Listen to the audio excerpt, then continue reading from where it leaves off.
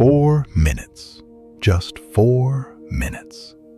What would you think if I told you that right now, in this very moment, you are standing in front of a door that has the power to completely transform the course of your life and deliver you to the dream you have longed for but could never quite reach? You don't need hours of daily meditation to open this door. You don't need to cover your walls with affirmation papers, or turn to shamanic rituals, or spend your days craning your neck toward the sky, waiting for signs from the universe. The only thing required is that you close your eyes and perform one simple act. An act that is already encoded within the deepest layers of your soul, hidden in the very genetic architecture of your being, even if you have never been consciously aware of its existence. What I am about to share with you is not a fairy tale. This is a scientific and mystical truth, one that has withstood the test of time, illuminated the darkest corridors of the human mind, and was bequeathed to us by one of the founding fathers of modern psychology, Carl Gustav Jung. This is a truth that has rewritten the destiny of thousands of human beings across generations. Carl Jung was not merely a psychiatrist or a scientist. He was an alchemist of the human soul. He was a sage who could perceive the invisible behind the visible, the meaning concealed within matter itself. Throughout his entire life, Jung defended one foundational conviction: reality is not what you believe it to be, a series of external events crashing into you from the outside, independent of who you are and what you carry within. While working in his stone tower on the shores of Lake Zurich, Jung discovered something that fundamentally shakes the assumptions most people live by. Every desire you hold, every longing that lives within you, these have already manifested on the psychic level. They have already occurred. You simply have not yet entered the frequency, the specific state of consciousness that allows you to experience that reality as your own. And if you listen to me right now with your full and genuine attention, and if you apply the 4-minute method I'm about to share, you will have the opportunity to prove this truth to yourself directly in your own life, without anyone else's permission or validation. Are you ready to hear the method that will move those immovable mountains in your life and open those blocked pathways that have felt sealed for too long? If your answer is yes, lean back, take a deep and deliberate breath, and listen to this video all the way to the end with the ears of your soul. Because what I am about to share is not merely information, it is a call to awakening. Until you make the unconscious conscious, it will direct your life and you will call it fate. Carl Jung. If this message speaks to something genuine inside you, subscribe to Carl Jung Philosophy and hit the like button, because what comes next may genuinely change the way you see yourself and the life you are capable of creating. Carl Jung, when he descended into the deepest layers of human psychology, recognized something that most people spend their entire lives never confronting. The reason your desires don't manifest is not that fate has turned its back on you. It is not that you were born without luck, or that you haven't worked hard enough, or that you simply don't deserve what you want. The reason runs far deeper, and it lives entirely within the realm of your own perception. You see the thing you desire as something outside of yourself, something distant, something to be pursued, to be climbed toward, to be earned through struggle and sacrifice. And inside yourself, a quiet but persistent voice keeps repeating, "Maybe one day I'll have it. If I work hard enough, if I push myself far enough, if I sacrifice enough, maybe it will happen." And here is the profound truth that Jung uncovered through his decades of work with the human psyche. It is precisely this perception, this mental posture of chasing something located far away from you, that forms the single greatest blockage standing between you and the life you want. Jung emphasized this again and again in his writings and in his sessions with patients. You must feel as though you already possess what you desire, and you must move through your life from within that state of already having. Don't wait for life to change so that you can finally be happy. Feel the joy first. Experience the fulfillment first. And then watch how life reorganizes itself around that inner reality.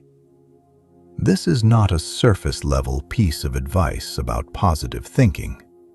This is the deep alchemy of consciousness itself. This is the recognition that your inner vibration, the emotional and energetic state you inhabit, determines everything you perceive and experience as external reality. The paradox at the heart of all of this is this: as long as you live with the feeling of not having what you want, you will continue not having it. Because the universe does not give you what you ask for, it gives you what you are. So how do you genuinely believe in something you cannot yet see with your eyes or hold in your hands? How do you feel the reality of something your rational mind keeps insisting does not yet exist? This is exactly where Jung resolves the puzzle through his concept of psychic reality. Jung taught that imagination, the power of genuine inner imagery, is more real than facts. Everything you are currently experiencing as your outer reality is simply the crystallized result of your past feelings, your past thoughts, and your past states of consciousness. What you feel right now, in this present moment, is the seed of the reality you will experience tomorrow. Therefore, if you change the feeling of your being, if you shift the inner state from which you are operating, you change your future. Because the source of your future does not live outside of you. It lives within you, precisely where you have always had complete access to it. Imagination is not a childish game of fantasy. It is a tool of creation and materialization available to you at every single moment of your existence. But there is a critical and subtle distinction that must be understood. When you practice visualization, you must not observe the scene from a distance, like watching a film on a cinema screen from the safety of your seat. You must enter the scene entirely. You must inhabit it from the first-person perspective, feeling it in your body, in your bones, with every sense fully engaged and alive. Let's say you desire to be free from financial burden, or to find the love of your life. If throughout your day you continue feeling indebted and alone, the instruction you are broadcasting to the universe and encoding into your subconscious is precisely this: I am in debt. I am alone. And the universe, like a faithful and completely impartial mirror, will reflect back to you exactly what you are transmitting: more debt, more isolation, more evidence that confirms the inner story you are living from. But if you feel yourself, right now, in this very moment, as someone who is free from that burden, someone who is loved and valued and whole, your entire chemistry begins to shift. Your behavior changes. The way you look at the world changes. The way you respond to circumstances changes. And when you change, the world around you has no choice but to echo something different back to you. Because the world is not responding to your desires. It is reflecting your inner identity, the person you actually are on the inside, beneath all the wanting and the striving and the fear. Carl Jung called this the law of consciousness, and he maintained that it is as universal and as unvarying as the law of gravity itself. You can test this right now. Within just a few minutes, you can witness for yourself how everything inside you begins to shift. But pay close attention to this distinction. If you tell yourself, I am pretending to be wealthy, you will remain exactly that, a person who is pretending. But if you genuinely catch the feeling of abundance, of peace, of wholeness, as though you are waking up into an entirely new reality, then everything begins to change effortlessly and without force. This is not a mind game. This is vibrational work. This is the inner alchemy that Jung described when he said, "The feeling of a desire fulfilled is the door through which that desire enters your reality." In other words, if you want something, you must stop wanting it and start being the person who already has it. The hardest part is only the beginning. The mind resists. It wants to return to its familiar patterns, its well-worn grooves of worry and doubt. But with just a few days of genuine practice, this new inner state becomes your natural way of operating. And everything begins with the simple but extraordinarily powerful 4-minute practice that we are about to explore together. This method, distilled from the teachings of Carl Jung, may appear almost too simple at first glance. You might find yourself thinking, surely something this straightforward cannot produce real change. Because our ego has been conditioned to believe that significant transformation requires significant suffering, that the price of real change must be complex, painful, and hard-earned. But in this practice, there are no complex rituals to master, no rare materials to source, no meaningless phrases to repeat hundreds of times in precise sequence. There is only you. There is your extraordinary power of imagination. And there is the deep feeling of an inner reality that already knows what it is moving toward. The power of this practice comes entirely from that interior source. Everything you need is already layered beneath the surface of who you are. If you can spend just 4 minutes each day genuinely inhabiting the feeling that your desire has already been fulfilled, You begin moving the invisible energy that shapes and arranges matter itself. This is not abstract philosophy. This is a tested and proven system that has rewritten the lives and destinies of countless human beings. Jung called this inner vision because this action is completely independent of external conditions. Even when the outer world appears chaotic and relentless, you can build your own inner paradise within.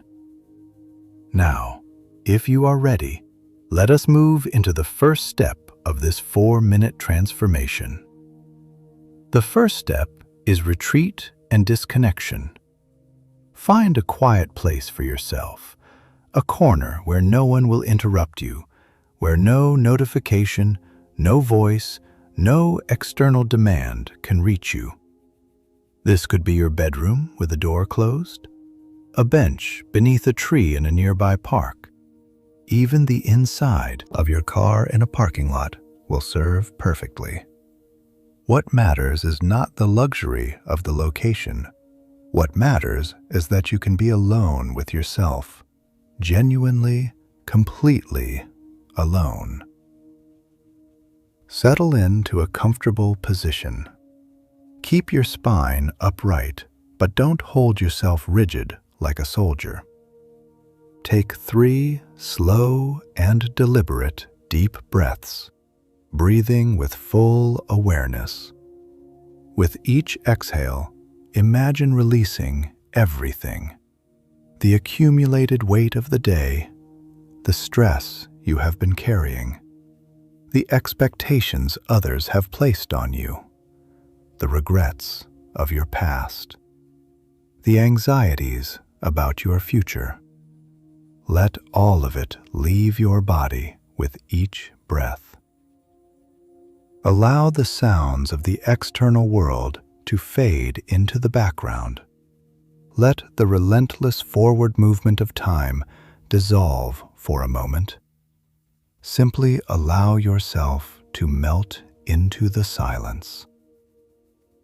Bring your mind to that soft and luminous territory that exists between wakefulness and sleep, that gentle, hazy threshold where ordinary mental resistance loosens and something deeper becomes accessible.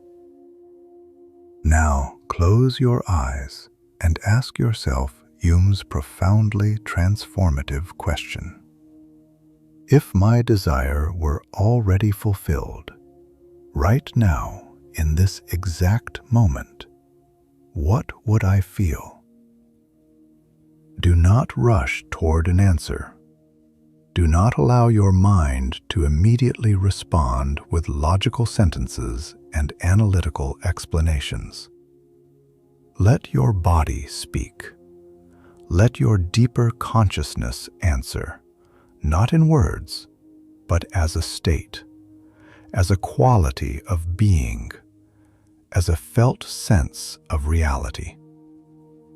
Let's say you want to be free from financial pressure. Imagine it.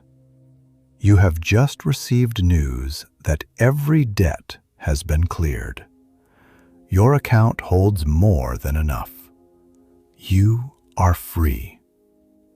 What kind of lightness would you feel expanding in your chest in that moment?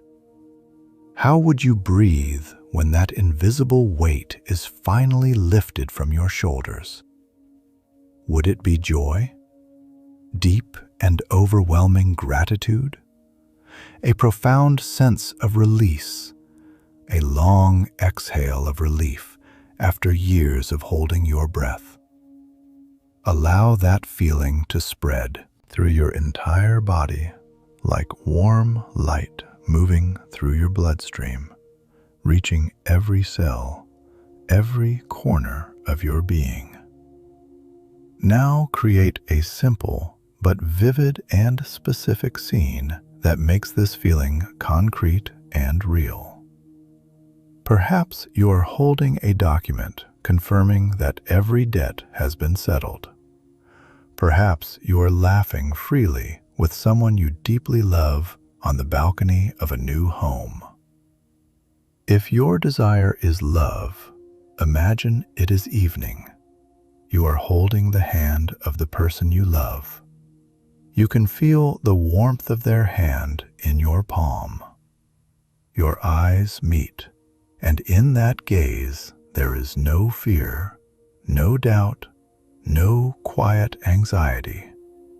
There is only deep union, only peace, only the quiet certainty of being completely seen and completely loved. If your desire is creative success, experience the moment you see your book on the shelves of a bookstore, or feel the warmth of applause rising toward you from an audience that has been genuinely moved by your work. The most critical point in all of this is something that must be felt rather than simply understood. Do not watch yourself in that scene from the outside as an observer. Be inside the scene. Live the moment from within it. Feel the texture of the chair beneath you. Draw the air of that reality into your lungs. Let the sounds of that world reach your ears. This is not passive visualization. This is full embodied inhabitation of a reality you are actively calling into being. And now the second phase of the practice activates. Anchoring the feeling. Stay inside that feeling for 3 full minutes without asking a single analytical question, without slipping into whether this is working, without attempting to dissect or evaluate the process. Simply repeat inwardly with genuine conviction, "This has already happened. This is already mine. I am living inside this reality right now." Do not force the emotions. Do not manufacture them or push them into existence. Allow your body to respond naturally and organically, because it is not your thinking mind that rewrites reality and initiates the vibrational shift. It is the authentic, unforced response of your body, the felt sense of something being genuinely true that carries the real transformative power. As Jung himself taught, when and how this will manifest in the outer world is not your responsibility. If you have truly felt this on the psychic level, in the full interior reality of your inner world, then it has already been created in the invisible dimension. And everything that is created in the invisible dimension will eventually fall into the visible one. It is only a matter of time. The seed has been placed in the earth. Now it is nature's work to crack it open and allow it to grow. Your task is simply to trust the ground. Now, do you want to learn how to multiply the power of this method exponentially and understand exactly where most people make the critical mistake that destroys everything they have carefully built? Then stay with me, because what comes next is the part that almost no one talks about, and it is the part that makes all the difference. Someone encountering the depth psychology of Carl Jung or these kinds of ancient teachings for the very first time will almost instinctively try to complicate the process. They will immediately ask, which mantra should I recite? At what specific hour should I practice? Do I need to burn incense? Should I be facing a particular direction? But the truth is that the most common and most devastating errors all originate from the same source: the desperate desire to control the outcome. You do not need to perform this perfectly. You simply need to be inside that feeling, as though the thing you desire is already yours. Allow your body, rather than your analyzing mind, to guide the process. Genuine visualization is not the act of forcing yourself to draw a clear mental picture behind closed eyes. Genuine visualization is inhabiting that image with your entire being, living inside it rather than constructing it from the outside. The clarity of the visual image is not what matters. What matters, the only thing that truly matters, is the depth of your belief and the authenticity of the feeling. When you release the compulsion to analyze, to compare yourself with others, to anxiously calculate how long this will take, you connect yourself to the vast and boundless creative intelligence of the universe. And one of the most powerful ways to anchor and amplify this vibrational state is through what Jung considered one of the most sacred and underestimated windows available to human beings: the moments immediately before sleep. Those final minutes before you drift into unconsciousness represent something extraordinary in terms of your access to the deeper mind. Scientifically, this is the period when your brain transitions from beta frequencies, the fast, analytical waves of ordinary waking consciousness, into alpha and then theta frequencies. In this transitional state, the resistance of the ego weakens and begins to dissolve.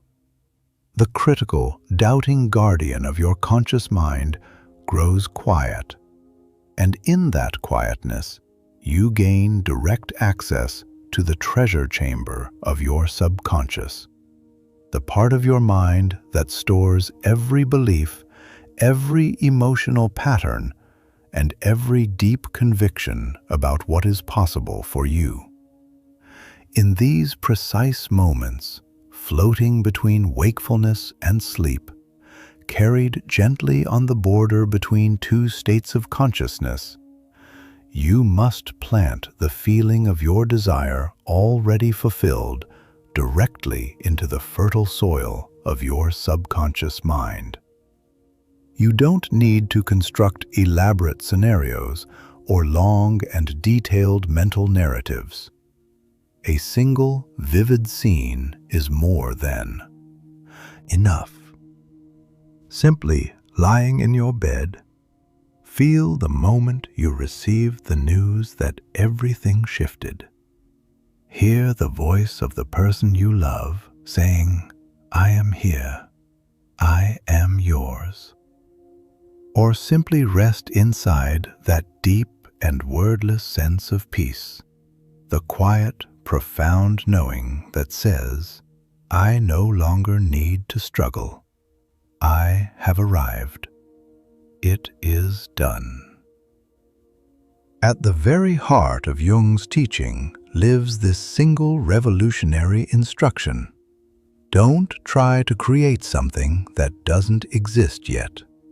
Make the transition into the state where it already exists. Imagination is the human reflection of divine creative power. And as long as you don't interrupt the process with doubt and second-guessing, everything you hold in genuine imagination with genuine feeling must eventually manifest. This is not a possibility, it is a law. This is precisely why, after completing this 4-minute practice, you must not open your eyes and immediately collapse back into your old, anxious, worried, contracted self. If you greet the morning by rehearsing your problems, complaining about how difficult life is, or poisoning your mind with catastrophic news and fear-based content, you are pulling up with your own hands the seed you so carefully planted the night before. After the practice, simply trust. Stop asking how it will happen or through whose hands it will come. That is not your responsibility. Your only responsibility is to preserve the inner feeling of completion, of it already being done, even when nothing in the external world has visibly shifted yet. Even when the outer landscape remains completely still and unchanged. This is what genuine faith actually is, not the passive resignation of someone waiting helplessly. It is the active, conscious, unwavering ability to sing songs of victory on the inside while the outside world remains silent. And when you maintain that inner stillness and that inner certainty, events begin reorganizing themselves in the most unexpected and often breathtaking ways. When you combine this evening practice with the energy of genuine gratitude, its power reaches an entirely different magnitude. Don't merely visualize, give thanks, as though the thing you desire has already arrived and taken its place in your life. Say inwardly, "Thank you that this is already part of my reality. Thank you for this peace. Thank you for this fulfillment that I am already living." As you do this, feel your body relaxing even further, the last remaining fragments of resistance melting away like ice in warm water. You are no longer holding on. You are no longer chasing. You are no longer afraid. You are home. Gratitude is one of the highest vibrational states available to a human being. Where genuine gratitude lives, fear and lack cannot simultaneously reside. And where fear is absent, where the desperate energy of needing something to happen finally releases its grip, manifestation begins to move. Because you are no longer pleading with the universe to give you something.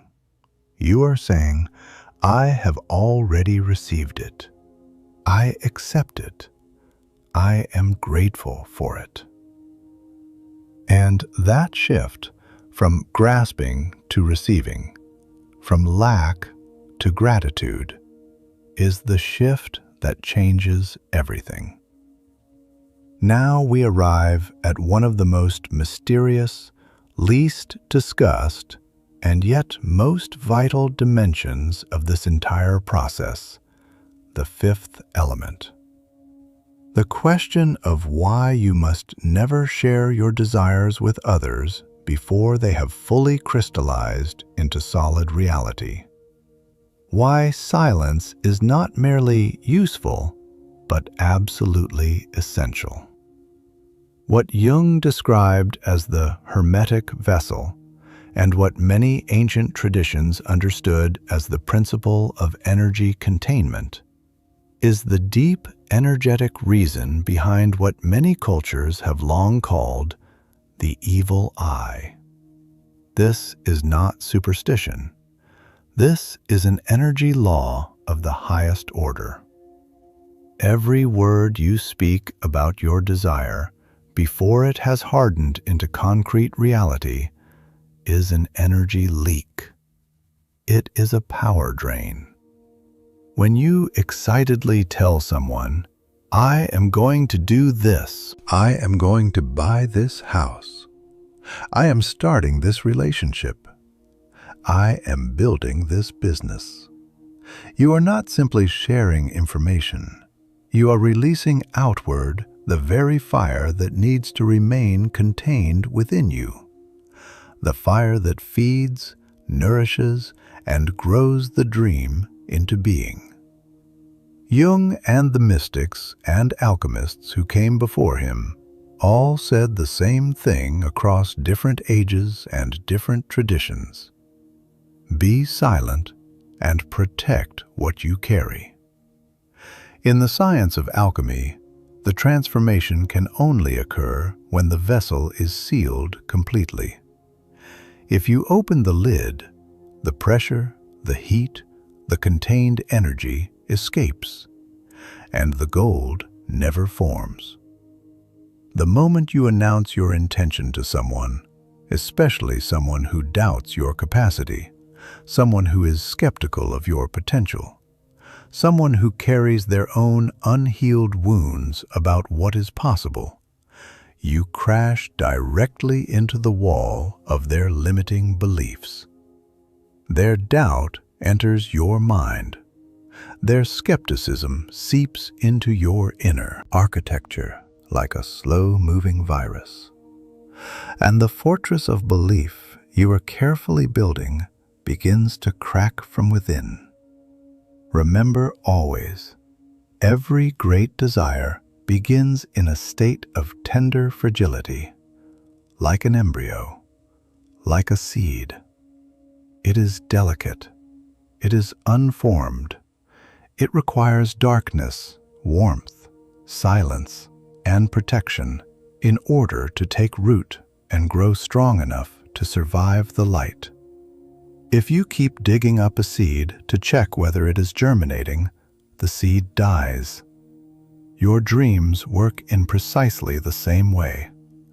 Expose them to the cold air of other people's judgment and skepticism too soon, and they wither before they ever had a chance to become real. In this context, silence is not a prohibition. It is an act of profound self-trust. If you genuinely trust yourself and trust the process unfolding within you, you do not need anyone else's approval or validation.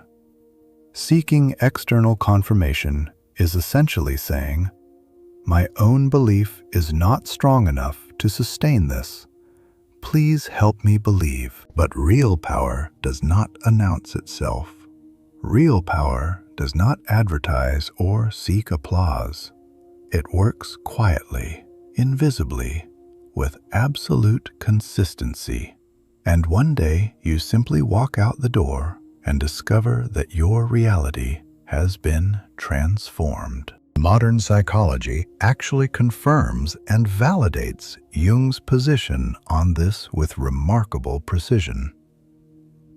When a person shares their goal with others and receives enthusiastic praise and encouragement in return, yes, that feels wonderful. The brain releases a surge of dopamine. A sense of achievement washes through the body. A feeling of satisfaction arrives. But here is the critical problem with that experience. The brain cannot distinguish between the dopamine released by actually accomplishing something and the dopamine released by simply talking about accomplishing it. The reward has already been delivered without the work, without the transformation, without the genuine inner shift. And what happens next is almost inevitable. Your motivation drops.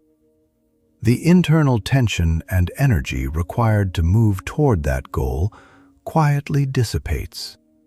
Everything remains beautifully articulated and completely unrealized. Jung said it with characteristic precision.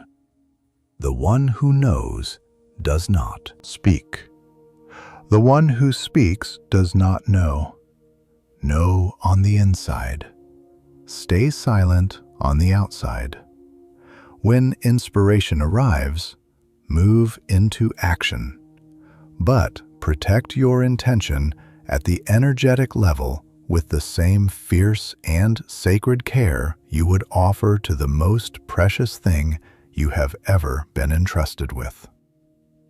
You owe no one a report on what you are in the process of manifesting. This is your inner alchemy.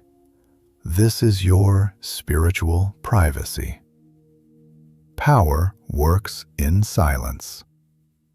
Just as a child grows in the quiet darkness of the womb without announcing itself, just as trees extend themselves toward the sky without making a single sound.